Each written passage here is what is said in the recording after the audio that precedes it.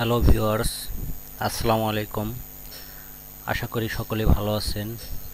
আমিও আল্লাহর রহমতে অনেক ভালো আছি। আমি আপনাদের সামনে একটি ভিডিও নিয়ে উপস্থিত হয়েছি। কম্পিউটারের কিছু পরিচিতি এবং কম্পিউটারে কিভাবে নিউ ফোল্ডার তৈরি করে ছোট্ট একটি ভিডিও নিয়ে আপনাদের মাঝে উপস্থিত হয়েছি। আমরা কম্পিউটারে প্রবেশ করার সাথে সাথে আমরা কিন্তু রিফ্রেশ করি। আসলে বিশেষ করে রিফ্রেশ করলে কম্পিউটারে জ্যাম থাকলে সেটা দূর হয়ে যায়। রিফ্রেশ করতে হলে আমাকে লেফট বাটনে ক্লিক করে অনেকগুলো অপশন আসবে, সেখান থেকে রিফ্রেশ বেছে নিয়ে রাইটে বাটনে ক্লিক করতে হবে, তাহলে অটো রিফ্রেশ হয়ে যাবে। আর যদি আমরা কিবোর্ডের সাহায্যে রিফ্রেশ করতে চাই তাহলে আমরা F5 এই কিবোর্ডের এটা চেপে ধরলেই বা চাপ দিলেই রিফ্রেশ হচ্ছে, কিন্তু অনেক সুন্দর করে রিফ্রেশ হচ্ছে। আমরা এভাবে রিফ্রেশ করতে পারি। আমরা ডেস্কটপে যা দেখতে পারছি এগুলো কিন্তু অনেকে সফটওয়্যার আইকন, যেমন এটা সফটওয়্যার আইকন, এটা হলো ফোল্ডার, এটাও সফটওয়্যার আইকন, এটাও সফটওয়্যার আইকন, এটাও সফটওয়্যার আইকন, প্রত্যেকটা হচ্ছে সফটওয়্যার আইকন। আমরা যদি ডেস্কটপের উপরে নিউ ফোল্ডার তৈরি করতে চাই তাহলে আমাদেরকে লেফট বাটনে ক্লিক করতে হবে, তাহলে অনেকগুলো অপশন আসবে, সেখান থেকে আমাদেরকে নিউ বেছে নিতে হবে। এখানে ক্লিক করলে ফোল্ডার আসবে, ফোল্ডার একটা ক্লিক করার সাথে সাথে নিউ ফোল্ডার তৈরি হয়ে যাবে। আমরা কিন্তু এভাবেই নিউ ফোল্ডারগুলো তৈরি করতে পারি। এটা হলো ডেস্কটপে। আসলে বিশেষ করে এখানে লেখা আছে নিউ ফোল্ডার। আমরা নিউ ফোল্ডারটাও কিন্তু পরিবর্তন করে নিজের নাম লিখে নিতে পারি। যেমন এটা কিন্তু এখন মার্ক করা আছে, তাহলে আমরা এখানে লিখে নিতে পারবো, নাম পরিবর্তন করতে পারবো অনেক সুন্দর করে।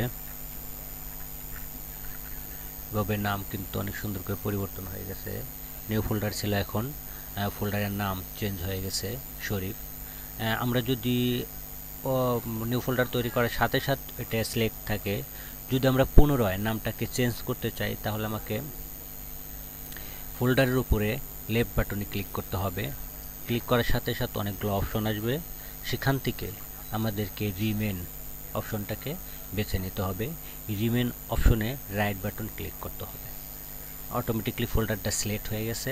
আমরা পুনরায় আবার নামটাকে সুন্দর করে পরিবর্তন করে নিতে পারি।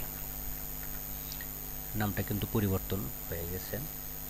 আমরা ফোল্ডারটা ডিলিটও করতে পারি, যেমন লেফট বাটনে ফোল্ডারের উপরে চেপে লেফট বাটনে ক্লিক করলে অনেকগুলো অপশন আসবে, সেখান থেকে আমাকে ডিলিট বেছে নিয়ে রাইট বাটনে ক্লিক করার সাথে সাথে ফোল্ডারটা ডিলিট হয়ে যাবে। আসলে বিশেষ করে আমরা এটা তো ডেস্কটপের মধ্যে নিউ ফোল্ডার বানানো শিখলাম। এখন আমরা ড্রাইভের মধ্যে নিউ ফোল্ডার তৈরি করা শিখব। ড্রাইভের ভিতরে কিভাবে প্রবেশ করব, যেমন এখানে লেখা আছে দিস পিসি, আমরা পিসিতে প্রবেশ করব। এখানে প্রবেশ করতে হলে কম্পিউটারের মাউসের বাটনে ডবল ক্লিক করতে হবে। বিশেষ করে প্রত্যেকটা ফোল্ডারের ক্ষেত্রে কোনো ফোল্ডারে প্রবেশ করতে চাইলে আমাদেরকে ডবল ক্লিক করতে হবে। ডবল ক্লিক না করলে কিন্তু আমরা ফোল্ডারের মধ্যে বা ড্রাইভের মধ্যে প্রবেশ করতে পারবো না। প্রত্যেকটা ক্ষেত্রে আমাদেরকে ডবল ক্লিক করতে হবে। যেমন এখানে দেওয়া আছে 3টা ড্রাইভ, যেমন local disk C, local disk D, local disk E.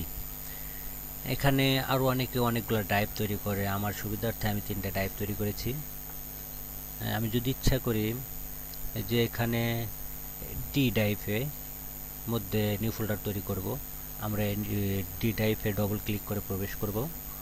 এখানে কিন্তু অনেকগুলো ফোল্ডার দেওয়া আছে, এই ফোল্ডারের মধ্যে অনেক কিছু তথ্য রাখা আছে। আসলে নিউ ফোল্ডার মানে তথ্য রাখা। আমরা এখান থেকে আগের নিউ মানে লেফট বাটনে ক্লিক করে নিউ ক্লিক করার সাথে সাথে ফোল্ডার আসবে, ওখানে ক্লিক করলেই নিউ ফোল্ডার তৈরি হয়ে যাবে। অথবা আরেকটা নিয়ম আছে, যেমন এখানে অনেকগুলো অপশন দেওয়া আছে, সেই অপশন থেকে আমরা এখানে নিউ ফোল্ডার আছে, এখানে অনলি একটা রাইট বাটন ক্লিক করার সাথে সাথে নিউ ফোল্ডার তৈরি হয়ে যাবে।